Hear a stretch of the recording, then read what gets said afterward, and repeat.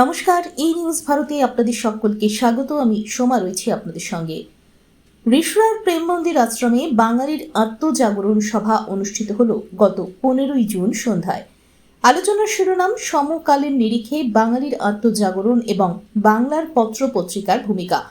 সভার আয়োজক স্বদেশী বার্তা সাহিত্য পত্রিকা এবং প্রেম প্রবাহ ত্রৈমাসিক পত্রিকার পরিচালক বৃন্দ।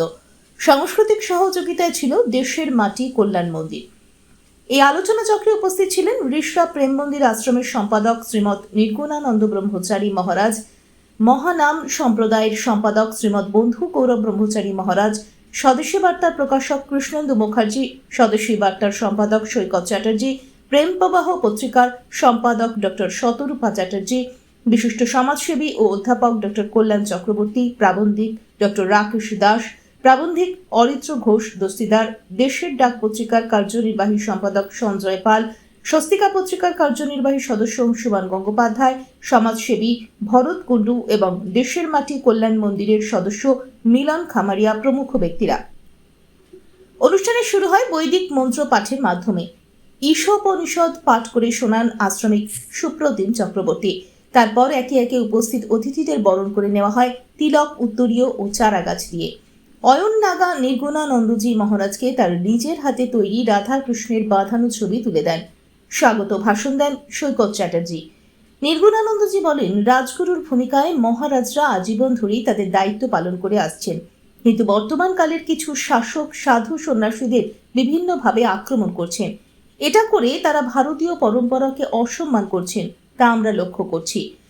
বন্ধু গৌরব মহারাজ বলেন, শাসকরা আজ যথার্থ সাংবাদিক ও সম্পাদকের কণ্ঠ রোধ করার চেষ্টা করছেন। পাশাপাশি হলুদ সাংবাদিকতাও চলছে, যা সমাজের প্রকৃত সত্যকে তুলে ধরছে না। এর বিরুদ্ধে সবাইকে সচেতন হতে হবে। ডক্টর শতরূপা চ্যাটার্জি বলেন, আমাদের পত্রিকায় ভারতীয় সংস্কৃতি ও ইতিহাস চর্চার পাশাপাশি বিজ্ঞানের আলোচনাও করা হয়ে থাকে। ভারতীয় ঋষিরা গণিত ও বিজ্ঞানে ভীষণ দক্ষ ছিলেন। আমরা সঠিক ইতিহাস পর্যালোচনা করে দেখেছি। সমাজসেবী অধ্যাপক কল্যাণ চক্রবর্তী সভায় ব্যাখ্যা করেন বাঙালির অতীত গৌরব এবং তাদের চরিত্রের অবনমনের চিত্র, যা রবীন্দ্রনাথ, সুকুমার রায় প্রমুখ মনীষীদের কবিতায় একদা ফুটে উঠেছে। তিনি সমকাল কথাটির ব্যাখ্যা করেন এবং এই সময়ে সংগঠিত বাংলার নানান অনভিপ্রেত পরিস্থিতির উদাহরণ দেন। আগামী দিনে ছোট ও মাঝারি পত্রিকা কিভাবে সত্য প্রকাশ করতে পারে, সোশ্যাল মিডিয়ায় অবদান রাখতে পারে, তা ব্যাখ্যা করেন। প্রকাশক ও সমাজসেবী কৃষ্ণেন্দু মুখার্জি বলেন, বাঙালি জাতির আত্মজাগরণ ঘটাতে গেলে বিভিন্ন পত্রপত্রিকাকে যথাযথ ভূমিকা নিতে হবে। স্বাধীনতা সংগ্রামের সময় বিভিন্ন পত্রপত্রিকা গুরুত্বপূর্ণ ভূমিকা নিয়েছিল। স্বদেশী বার্তা পত্রিকার পক্ষ থেকে বিভিন্ন জেলায় এমন সভা আরও আয়োজন করতে হবে। অনুষ্ঠানে রাখা হয়েছিল প্রশ্নোত্তর পর্ব। সমকালের বিভিন্ন পত্রপত্রিকা কিভাবে কাজ করছে সেই নিয়ে আলোচনা। সাংবাদিকরা অনেক সময় শাসকের অঙ্গুলি হেলনে সঠিকভাবে সাংবাদিকতা করছেন না, সেটাও আলোচনায় উঠে আসে। পাশাপাশি বিভিন্ন ছোট ছোট পত্রিকা ও পোর্টালগুলো শাসকের রক্তচক্ষু উপেক্ষা করেও বাঙালির বীরত্বের ইতিহাস ও বর্তমান সময়ে বিশ্বের মঞ্চে সম্মানিত হওয়াকে যথাযথভাবে তুলে ধরতে বলেও আলোচনায় উঠে আসে। অনুষ্ঠানে সার্বিক সহযোগিতায় ছিলেন গৌতম বর্মন, সুমন রায়, ধ্রুবজ্যোতি পাল ও সঞ্চালনায় ছিলেন মিলন খামারিয়া। ব্যুরো রিপোর্ট, ই নিউজ ভারত।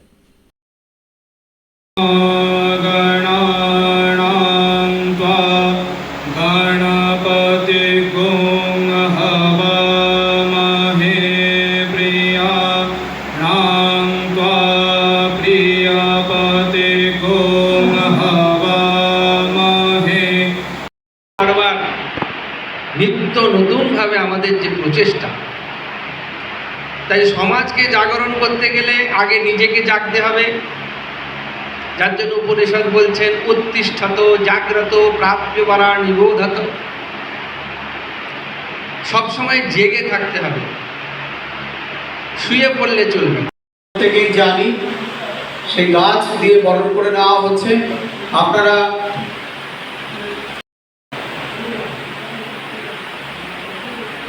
ডক্টর কল্যাণ চক্রবর্তীকে বরণ করে নিলেন।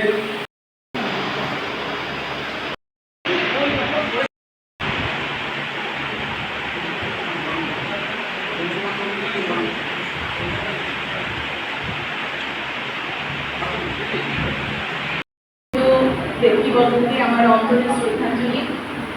এমন একটি গুরুগম্ভীর অনুষ্ঠানে সঙ্গীতটা মনে হচ্ছে বেমানান, কিন্তু তবুও আজকের এই অনুষ্ঠান হচ্ছে বাঙালির আত্মজাগরণ। আমাদের আত্মজাগরণ কখন হয়? আমাদের একে অপরের সাথে মতের আদান প্রদানে আত্মজাগরণ হয়।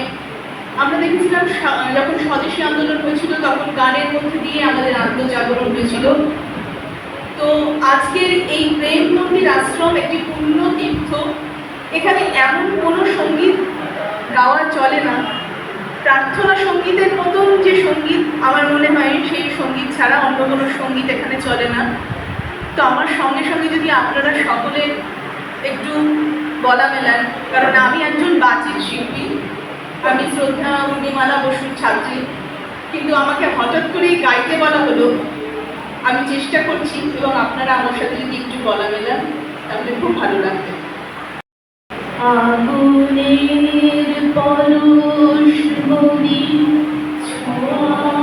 প্রাণে এ জীবন পূর্ণ শ্রীমৎ বন্ধু গৌরব ব্রহ্মচারী মহোদয় স্বদেশী বার্তা পত্রিকার প্রকাশ। পত্রপত্রিকার ভূমিকা মানবিক আত্মজীবনী। পত্রপত্রিকায় বিভিন্নভাবে মানুষের মূল্যবোধ বর্তমান দৃষ্টিতে বর্তমানে থেকে মানে যখন যখন যে পরিস্থিতি তৈরি হয়, আমরা দেখেছি যে ভারতবর্ষের বিভিন্ন সময় যখনই ভারতবর্ষের কোনো বিপ্লব এসেছে তার পেছনে পত্রপত্রিকার একটা বিরাট ভূমিকা আমরা দেখতে পেয়েছি।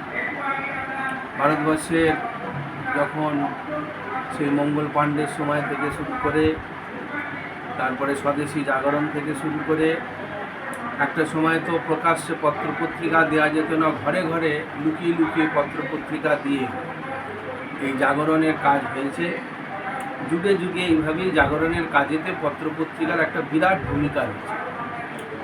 তাই সমাজ সচেতন মানুষ দেশের ঘটনা, ধর্মের ঘটনা এবং প্রকৃত কর্তব্য কর্ম নির্ধারণ করবার জন্য যে জাজমেন্টের প্রয়োজন হয় প্রত্যেকের জীবনে বা প্রত্যেক সমাজে, প্রত্যেক রাষ্ট্রে, যে আমাদের রাষ্ট্রধর্ম, সমাজ ধর্ম, মানব ধর্ম তার জাগরণের জন্য এই পত্রপত্রিকাগুলোর বিশেষ ভূমিকা রয়েছে। বর্তমানেও আমাদের এই ভূমিকা পালন করা বহু রূপে, বহুভাবে, বিভিন্নভাবে অনেক পত্রপত্রিকা ভারতবর্ষে কয়েক হাজার পত্রপত্রিকা জাগরণের কাজ করছে। আজকে এখানে শুধু পত্রপত্রিকার যারা সম্পাদক, যারা কার্যনির্বাহী সমিতিতে রয়েছে শুধু তারাই আসেনি। প্রেম মন্দির আশ্রমের বই প্রকাশিত হলো, পত্রিকা যেটি রয়েছে প্রেম প্রবাহ, সে সম্পর্কে একটু যদি বলেন। আমাদের প্রেম প্রবাহ ত্রৈমাসিক পত্রিকা 52 বছর অতিক্রম করলো, 53 বছরে এবারে পড়ছি। আমাদের বছরে 4টি পত্রিকা, তার মধ্যে বিশেষ সংখ্যা এবারে রাম মন্দির প্রতিষ্ঠা উপলক্ষে এবং ভগবান শ্রী রামচন্দ্রের জন্মোৎসব রামনবমী উপলক্ষে আমাদের এবারে 4র্থ সংখ্যা যেটা, সেটা বিশেষ সংখ্যা হিসাবে আমরা প্রকাশিত করলাম। এই বিশেষ সংখ্যাতে আমাদের প্রত্যেকটা আর্টিকেল, প্রায় 15টা আর্টিকেল আছে, সবটাই বিভিন্ন আঙ্গিকে রামকে নিয়ে চর্চা হয়েছে। রাম সংস্কৃতিকে নিয়ে, রামের অর্থনীতিকে নিয়ে, রামের স্থাপত্য নিয়ে, রামকে কেন্দ্র করে আমাদের দেশের অতীত এবং বর্তমান এবং ভবিষ্যৎ, আগামী ভবিষ্যৎ কী হতে পারে সেসব নিয়েও অনেক দিক থেকে অনেক বিদগ্ধ লেখক, সাহিত্যিক, বৈজ্ঞানিক, গণিত শাস্ত্রের অধ্যাপক অনেকেই এই বিষয়ে চর্চা করেছেন, লিখেছেন এবং সেইটাই শুধুমাত্র আমাদের বিশেষ সংখ্যা হিসাবে রাম জন্মোৎসব সংখ্যা হিসাবে আমরা প্রকাশিত করি। আচ্ছা, আজকে প্রশ্নোত্তর পর্ব ছিল, সেই প্রশ্নোত্তর পর্বে নির্যাস কি উঠে আসলো?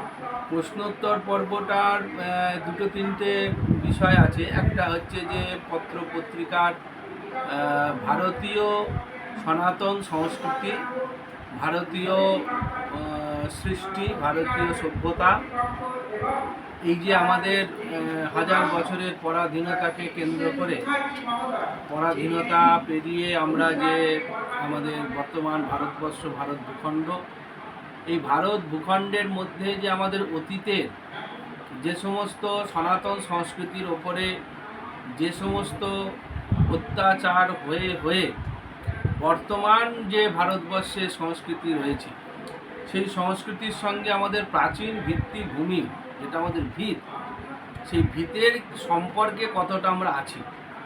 এখন যে লেখালেখি হচ্ছে পত্রপত্রিকার ভারত নিয়ে, সনাতন ধর্ম নিয়ে, সেগুলোর সঙ্গে আমাদের মূল যে ভিত, তার সঙ্গে কি সম্পর্ক আছে, আর সেই সম্পর্কগুলো আমাদের করতে গেলে, অর্থাৎ সেই আমাদের সত্যকে উদ্ঘাটন করতে গেলে, ভারতের প্রকৃত ইতিহাসকে উদ্ঘাটন করতে গেলে এক এক সময় এক একভাবে ভারতবর্ষের এই ইতিহাসকে কখনো বন্ধ করে দেওয়া হয়েছে, চাপা দেওয়া হয়েছে, কখনো প্রকাশ করতে দেওয়া হয়নি। অনেক অনেক এরকম আমাদের সমাজে বা আমাদের এই স্বাধীনতার পরবর্তী কাল থেকে আজও পর্যন্ত ৭৫ বছর ধরে আমাদের মূল যে সংস্কৃতি, মূল যে আমাদের সভ্যতা, মূল যে সনাতন সংস্কৃতি,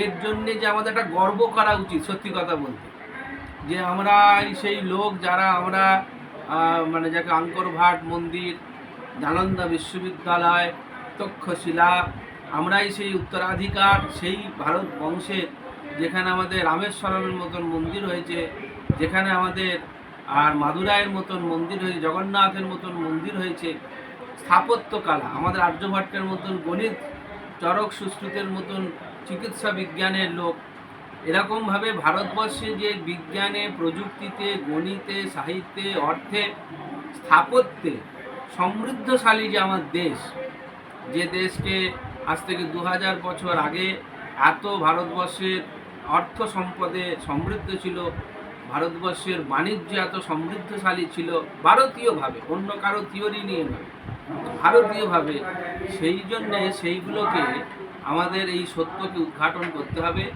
বর্তমানভাবে আমাদের প্রজন্ম শিখে আসছে যে আমাদের সভ্যতা বলে কিছু নেই, আমাদের অসভ্য জাতিকে সভ্য করা হয়েছে, কেউ এসে আমাদের সভ্য করেছে। কেউ কেউ বলছে যত স্থাপত্য সব আমাদের তৈরি করা, ভারতীয় সনাতন ধর্মের কোনো স্থাপত্য বলে কিছু নেই, এদের কোনো কালচার নেই, এদের কোনো বেশ নেই। এই যে ভাবে আমাদের নানানভাবে যে আমাদের সনাতন ধর্মের উপর পীড়ন চলেছে, তার জন্য এখন আমাদের ঘুরে দাঁড়াবার একটা সময় এসেছে। সব কিছুই নির্ভর করে দেশে, আমি কোন দেশে গিয়ে কোন কথাটা ফ্রিডমলি বলতে পারি। এখন দেখছেন যে ভারত বিরোধী কথা বলতে গেলে এখন সব কানাডাতে গিয়ে দেখছেন ভারত বিরোধী কথা বলছে, সেখানে ভারতের পতাকাকে পায়ের ওপর, তার উপর দাঁড়িয়ে তারা প্রতিবাদ জানাচ্ছে, ভারত বিরোধী কথাবার্তা বলছে। এর দ্বারা তার মানে ভারতবর্ষে আগে যেটা ভারতবর্ষেতে আমরা দেখতাম যে অন্য দেশের পতাকা ভারতবর্ষে লাগিয়ে তারা বিজয় উৎসব করতো, বোম ফাটাতো, এখন সেদিক থেকে প্রবণতা অনেক কমতে শুরু করেছে।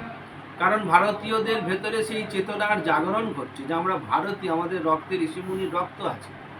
অতএব এখানে জাতি, ধর্ম, বর্ণ নির্বিশেষে আমরা সবাই যে ভারতীয়, এবং আমাদের অরিজিন যে আমরা ভারতবাসী, এবং ভারতবাসী বলেই আমাদের যে গর্ব হওয়া উচিত, সেই জায়গাতে আমাদের নিয়ে আসার জন্য পত্রপত্রিকাগুলো লেখালেখি সেভাবে হোক, এই নিয়ে আমাদের আজকের আলোচনা প্রশ্নোত্তর ছিল।